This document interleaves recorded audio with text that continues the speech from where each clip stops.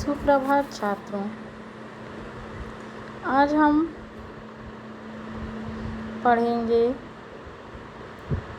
सहर्ष स्वीकारा नामक कविता का प्रथम काव्यांश।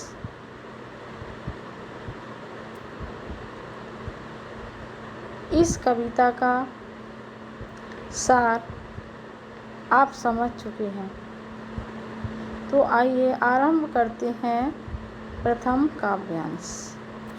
जिंदगी में जो कुछ है, जो भी है, सहर्ष स्वीकारा है, इसलिए कि जो कुछ भी मेरा है वह तुम्हें प्यारा है। गर्वीली गरीबी ये गंभीर अनुभव सब, यह विचार वैभव सब, दृढ़ता यह भीतर की सरिता, यह अभिनव सब मौलिक है, इसलिए कि पल पल में जो कुछ भी जागृत है, अपलक है, संवेदन तुम्हारा है। तो छात्रों, आइए देखते हैं। सहर्ष स्वीकारा है, खुशी से स्वीकार किया है। गर्वीली गरीबी, गर्व करने वाली गरीबी, जिसे गरीबी पर घमंड हो। गंभीर गहरे अनुभव व्यावहारिक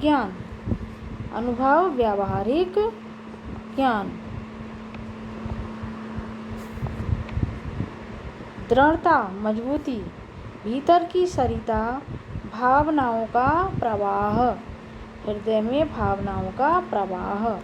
अभिनव नया, मौलिक है, नया है, अपनी तरह का, अपने आप में निजी, इसलिए कि पल पल क्षण क्षण में जो कुछ भी जागृत है, जागा हुआ है, अपलक बिना पलक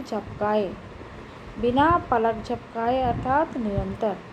संवेदन भावनाएं, अनुभूति प्रेरणा।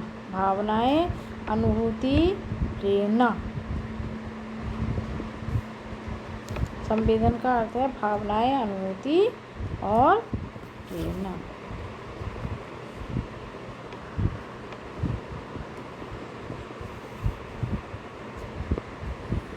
सहर्ष स्वीकारा है।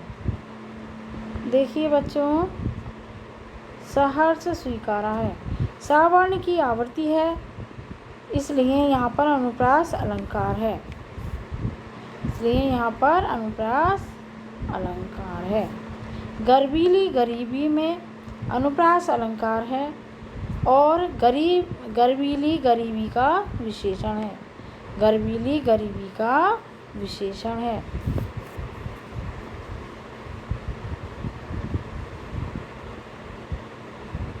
विचार वैभव सब अनुप्रास अलंकार है, वर्ण की आवृत्ति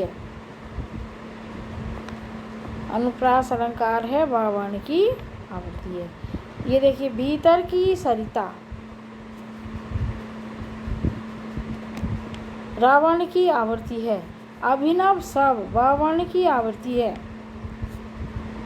इसलिए कि पल पल शब्द की आवृत्ति है, इसलिए पुनरुक्ति प्रकाश अलंकार है।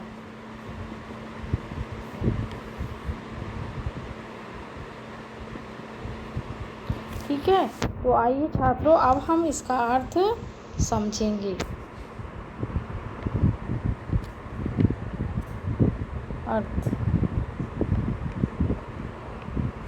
कवि अपने रहस्यमय प्रिय को संबोधित करते हुए कहता है, हे प्रिय, मेरे जीवन में जो कुछ भी उपलब्धियां हैं या कमजोरियां हैं, मैं उन्हें खुशी से स्वीकार करता हूँ और मुझे उन पर गर्व है। कारण यह है कि मेरे पास जो भी मेरा है वह सब तुम्हें बहुत प्रिय है। मेरी गर्व भरी गरीबी, मेरे जीवन के गहरे अनुभव, मेरे जीवन के गहरे अनुभव, मेरा गहरा विचार चिंतन, मेरे व्यक्तित्व की दृढ़ता, मेरे मन में बहती भावनाओं की नदी, मेरे अन्य नए नए रूप में सब अपने आप में निजी हैं, मेरे अन्य नए नए रूप में सब अपने आप में निजी हैं, नए हैं। उनकी मौलिकता का कारण यह है कि मेरे जीवन में जो भी गतिशील चेतना है, निरंतर अपलक गतिशील चेतना है, प्रेरणा है या उपलब्धि है, उसमें तुम्हारी प्रेरणा कार्य कर रही है। तुम्ही ने मेरे व्यक्तित्व का निर्माण किया है, तुम्ही मेरे व्यक्तित्व का निर्माण किया है। अब है सौंदर्य बोध संबंधी प्रश्नोत्तर। सौंदर्य बोध संबंधी प्रश्नोत्तर। तो सबसे पहले हम समझेंगे काव्यांश का भाव सौंदर्य। काव्यांश का भाव सौंदर्य। इस काव्यांश में कवि ने अपनी गरीबी, बौद्धिकता और अनुभूतियों को उपलब्धि माना है। इस काव्यांश में कवि ने अपनी गरीबी, बौद्धिकता, अनुभूतियों को उपलब्धि माना है और इसका श्रेय अपनी प्रिया को दिया है जो अज्ञात है। इस प्रकार उसने अपनी प्रिया के प्रति प्रेम प्रकट किया है। भाव सौंदर्य एक बार फिर। इस काव्यांश में कवि ने अपनी गरीबी, बौद्धिकता और अनुभूतियों को उपलब्धि माना है और उसका श्रेय अपनी प्रिया को दिया है। इस प्रकार उसने अपनी प्रिया के प्रति प्रेम प्रकट किया है।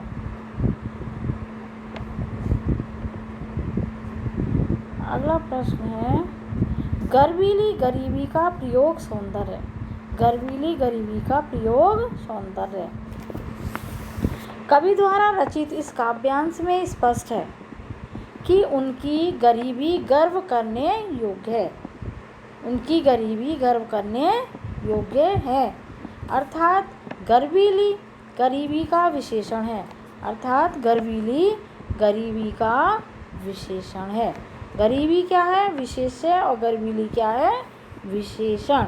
गरीबी क्या है? विशेष्य और गर्वीली विशेषण। यहाँ गर्वीली विशेषण गरीबी को महिमावान बनाने में सक्षम है। यहाँ गर्वीली विशेषण गरीबी को महिमावान बनाने में सक्षम है। अब हम देखेंगे शिल्प सौंदर्य।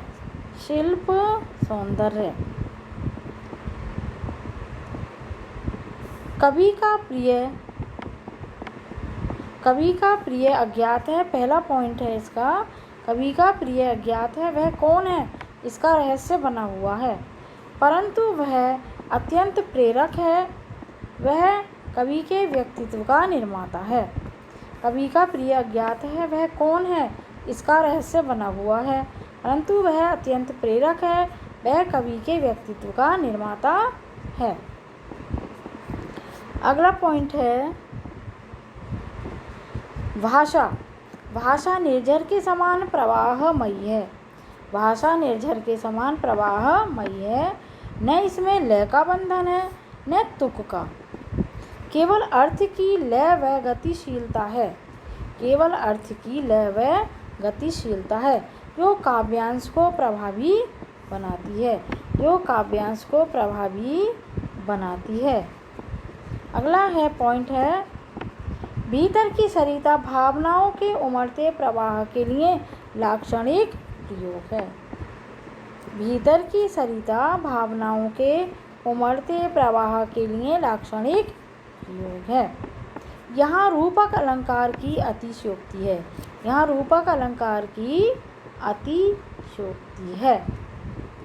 रूपक अलंकार कहाँ होता है?